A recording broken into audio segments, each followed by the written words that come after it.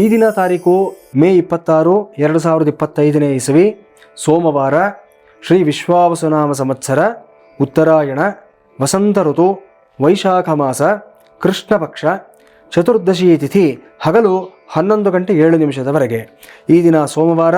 ಭರಣಿ ನಕ್ಷತ್ರ ಬೆಳಿಗ್ಗೆ 7:28 ನಂತರ ಕೃತ್ತಿಕಾ ನಕ್ಷತ್ರ ನಾಳೆ ಬೆಳಗಿನ ಜಾವ 5:52 ಸಹ ಇರುತ್ತೆ. ಈ ದಿನ ಶೋಭನ ಯೋಗ, ಉಪರಿ ಅತಿಗಂಡ ಯೋಗ. ಉಪರಿ ಅಂದರೆ ಒಂದರ ಮೇಲೆ ಮತ್ತೊಂದು ಅಂತ ಅರ್ಥ. ಅಂದರೆ ಕೆಲವು ಗಳಿಗೆಗಳವರೆಗೂ ಸಹ ಶೋಭನ ಯೋಗ ಇರುತ್ತೆ, ನಂತರ ಅತಿಗಂಡ ಯೋಗ ಅನ್ನೋದು ಮುಂದುವರಿಯುತ್ತೆ ಅನ್ನೋದು ಇಲ್ಲಿ ತಿಳಿಸ್ಕೊಡ್ತಾ ಇದ್ದಾರೆ. ಶಕುನಿ ನಾಮಕರಣ. ಸೂರ್ಯೋದಯ ಬೆಳಿಗ್ಗೆ 5:52, ಸೂರ್ಯಾಸ್ತ ಸಾಯಂಕಾಲ 6:39. ಅಮೃತಗಳಿಗೆ ನಾಳೆ ಬೆಳಗಿನ ಜಾವ 4:16 ಸರಿಯಾಗಿ ಸಂಭವಿಸ್ತಾ ಇದೆ. ಈ ದಿನ ವಿಷಗಳಿಗೆ ಇಲ್ಲ. ಸೌರಮಾನ ಪಂಚಾಂಗದ ಪ್ರಕಾರವಾಗಿ ಈ ದಿನ ವೃಷಭ ಮಾಸ, ತೇದಿ 12. ಇವತ್ತಿನ ರಾಹುಕಾಲ ಬೆಳಿಗ್ಗೆ 7:32 9:08 ಇರುತ್ತೆ. ಯಮಗಂಡ ಕಾಲ 10:44 12:20 ಇರುತ್ತೆ.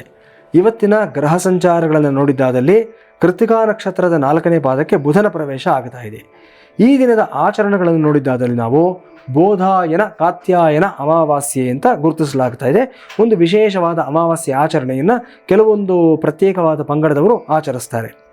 ಇನ್ನು ಈ ದಿನ ಆಸ್ಟ್ರೋ ಪೂಜಾ ವತಿಯಿಂದ ಆಯೋಜಿತವಾಗಿರತಕ್ಕಂಥ ಪರಿಹಾರ ಪೂಜೆಗಳನ್ನು ನೋಡಿದ್ದಾದಲ್ಲಿ ಕುಂಭಕೋಣಂ ಕ್ಷೇತ್ರದಲ್ಲಿ ಪಂಚಮುಖ ಹನುಮಾನ್ ಅಭಿಷೇಕ ಮತ್ತು ಹೋಮವನ್ನು ತುಂಬ ಶ್ರದ್ಧಾಭಕ್ತಿಯಿಂದ ಇವತ್ತು ನಾವು ಆರಾಧನೆಯನ್ನು ಮಾಡ್ತಾ ಇದ್ದೀವಿ.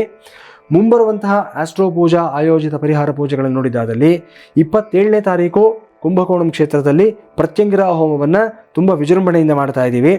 ಅದೇ ಪ್ರಕಾರ ಅದೇ ದಿನ ಶಿವಮೊಗ್ಗ ಜಿಲ್ಲೆಯಲ್ಲಿ ಪಿಳ್ಳಂಗಿರಿ ದೇವಾಲಯದಲ್ಲಿ ಹನುಮಾನ್ ಪಂಚಾಮೃತಾಭಿಷೇಕವನ್ನು ಸಹ ನಡೆಸಲಾಗ್ತಾ ಇದೆ.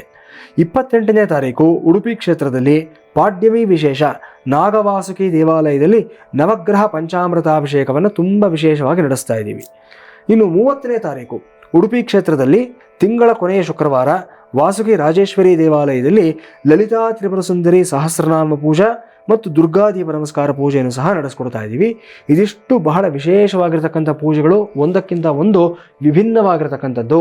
ಈ ಪೂಜೆಗಳನ್ನು ಯಾರು ಭಾಗವಹಿಸಬೇಕು ಅಂತ ಆಸಕ್ತಿ ಇದೆ, ದಯವಿಟ್ಟು ನಮ್ಮ ವೆಬ್ಸೈಟನ್ನು ಸಂದರ್ಶಿಸಿ www.astropuja.com ಅಥವಾ ತೆರೆ ಮೇಲೆ ಕಾಣಿಸ್ತಾ ಇರತಕ್ಕಂಥ ನಂಬರ್ಗಳಿಗೆ ನೀವು ಕರೆಯನ್ನು ಮಾಡಿ. ನಮ್ಮ ತಂಡ ಸದಾಕಾಲ ನಿಮ್ಮ ಕರೆಯನ್ನು ಸ್ವೀಕರಿಸೋದಕ್ಕೆ ಸಿದ್ಧವಾಗಿರ್ತಾರೆ. ಎಲ್ಲ ಮಾಹಿತಿಯನ್ನು ನಿಮಗೆ ಒದಗಿಸ್ಕೊಡ್ತಾರೆ.